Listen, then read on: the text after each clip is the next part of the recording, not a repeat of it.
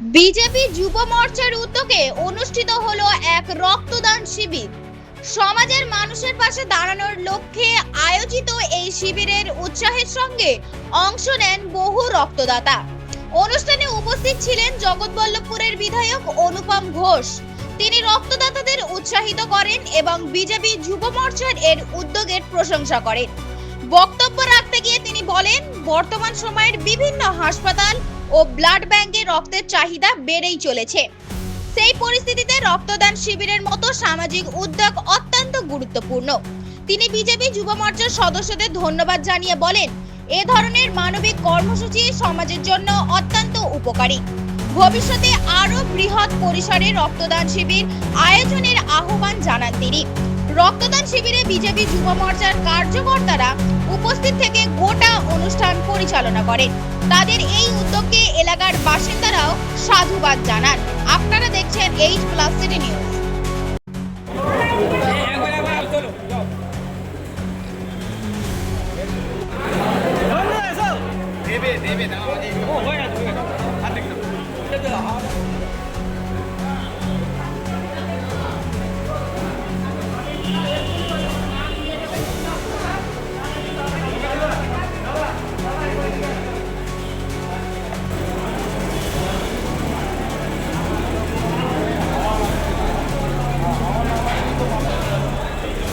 কি বলুন তো, কাকে বলবো? যাকে বলতে হবে সে আবার উল্টো বলবে।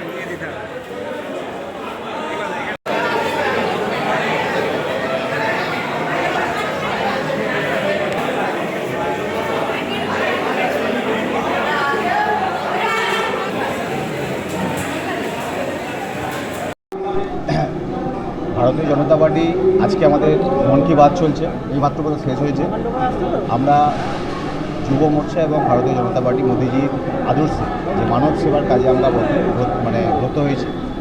এই কাজ সারা দেশ জুড়ে যেমন চলছে, আমাদের এখানে যুব মোর্চার ছেলেরা গরমের এই রক্তে যে সংকট চলছে, এই কাজটা অত্যন্ত ধন্যবাদ এবং আমি সকলকে ধন্যবাদ জানাবো যে এত সুন্দর একটি অনুষ্ঠান করবার জন্য। এবং রক্তের ক্রাইসিস, রক্তদান এমন একটা অনুষ্ঠান যার কোনো বিকল্প আজ পর্যন্ত হয়নি। তো আগামী দিন এরা আরও বেশি বেশি করে মানুষকে সঙ্গে নিয়ে মানুষের সেবায় কাজ করবে এবং আগামী দিন আমরাও আমাদের সামর্থ্য অনুযায়ী এদের পাশে থেকে মানুষের জন্য যা যা কাজ করার আমরা করব। এবং রক্তদান শিবির শুধু নয়, আরও বিভিন্ন সামাজিক যা যা কাজ করব মানুষের কল্যাণের জন্য আমরা করব। এবং সরকারও মানুষের সেবা যে সমস্ত কাজ করছে, আমরা আমাদের সংগঠনের পক্ষ থেকে একই রকমভাবে মানব সেবার বিভিন্ন রকমের কাজ করছি। এই গরমে খুব প্রয়োজন ছিল, কি বলবেন? অবশ্যই প্রয়োজন ছিল।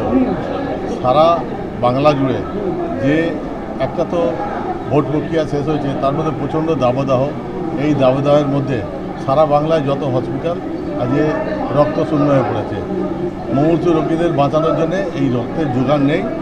তাই বহু সংস্থা, বহু ক্লাব সংগঠন যেমন এগিয়ে এসছে, আর ভারতীয় জনতা পার্টি এই যে যুব মোর্চার যে উদ্যোগ, সফল উদ্যোগ, আমি সাধুবাদ জানাই।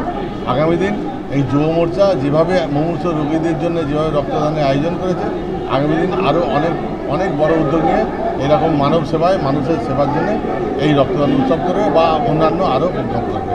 সালামের মুখে প্রথম যুব মোর্চার অনুষ্ঠান, বিশেষ করে আপনার ব্লাড ডোনেট ক্যাম্প, এর আগে তো হতে দিতেন না, কি বলবেন? এই আয়োজন তো অস্বাভাবিক, আমি তো সাধুবাদ জানাই।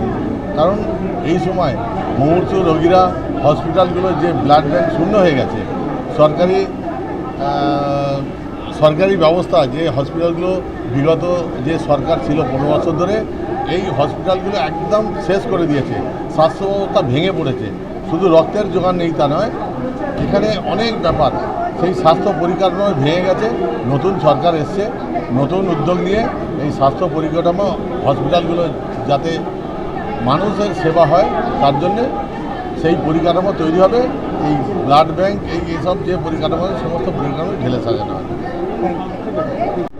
প্রথমবার আমরা দেখতে পাচ্ছি যে যুব মোর্চার আজকে রক্তদান শিবির, বিশেষ করে সড়কে, কি বলবেন? দেখুন, দীর্ঘদিন তৃণমূল থাকাকালীন আমরা অনেক চেষ্টা করেছি রক্তদান শিবির করার জন্য, তো তারা সেই সামাজিক কাজগুলো আমাদের করতে দেয়নি। তো আমরা 4 তারিখের পর ক্ষমতায় আসার পর আমরা যুব মোর্চার পক্ষ থেকে আমাদের নতুন অধ্যায় চালু হলো, মানুষের পাশে থাকা, মানুষের সাথে থাকা।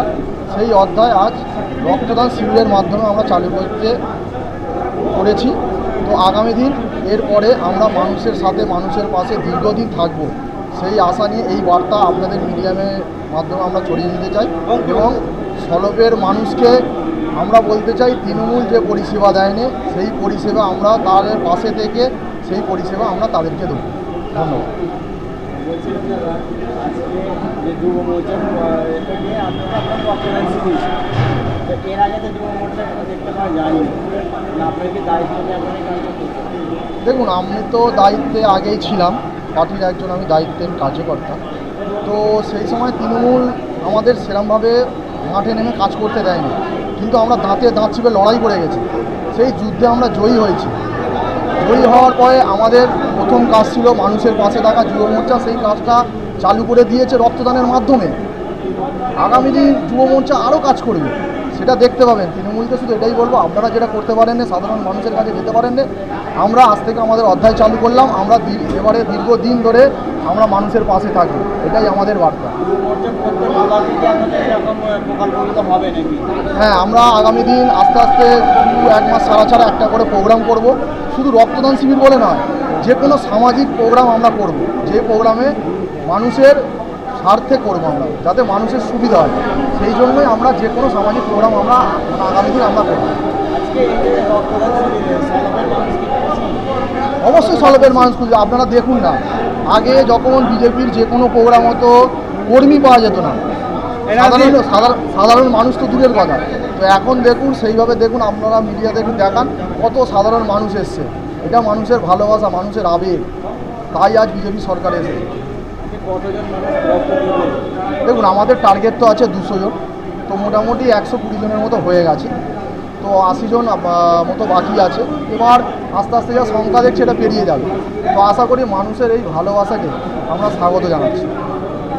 আপনার নাম? আমার নাম রাহুল দেব সিং, আমি শ্রীরামপুর সাংগঠনিক জেলা যুব মোর্চার সেক্রেটারি।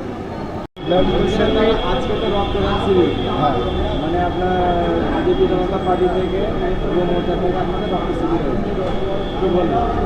এটা তো জনতা পার্টি কেন, যে কেউ করলে খুব ভালো জিনিস, এটা মানুষের পাশে দাঁড়ায়। আর জনতা পার্টি যেটা করছে, খুব ভালো কাজ করছে। আমরা শুরুতেই যেই আমাদের কাছে ইনফরমেশন এলো যে এটা যেটা হবে, আমরা ছুটে এলাম সব কাজ ছেড়ে দিয়ে। এটা হচ্ছে মানুষের জন্য খুব ভালো। টাকা পয়সা সবসময় পাওয়া যেতে পারে, কিন্তু ব্লাড চাইলেও পাওয়া যায় না। এটা হচ্ছে জনতা পার্টির সবচেয়ে বেস্ট। আপনাদের কি এরপরে অন্য উদ্যোগ নেওয়ার আছে যে মানে হ্যাঁ, ব্লকে হবে? হ্যাঁ, অন্য আরও যেটা মানুষের জন্য যেটা হয়, মানুষের পক্ষের জন্য যেটা হয়, সেটা হলে খুব ভালো হয়। আরও চেষ্টা করা হবে। আর আমি আমার একটা আছে ডায়াগনোসিস সেন্টার, তার তরফ থেকে মেডিকেল ক্যাম্প ফ্রিতে দেওয়া হবে। সেটার জন্য আমরা রিকোয়েস্ট করেছি এনাদেরকে। সেটা না যেদিনকে ডেটটা পড়বে সেদিনকে আমরা অ্যারেঞ্জ করিয়ে দেবো ফ্রি ক্যাম্প। আজকে কতজন রক্ত দিবে? আজকে মোটামুটি সেটা তো 120 অ্যাভাব হবে, বেশি হবে। 120 জন হয়ে গেছে। হ্যাঁ, 120 জন মতো হবে। আপনার নাম? সমীর শাহ। হ্যাঁ, প্রেজেন্টেশন আপনার? আমার একটা কোম্পানি আছে, একজন আমি চার্টার্ড অ্যাকাউন্টেন্ট, আর একটা কোম্পানির ডাইরেক্টরও আছে, সেটা হচ্ছে আমাদের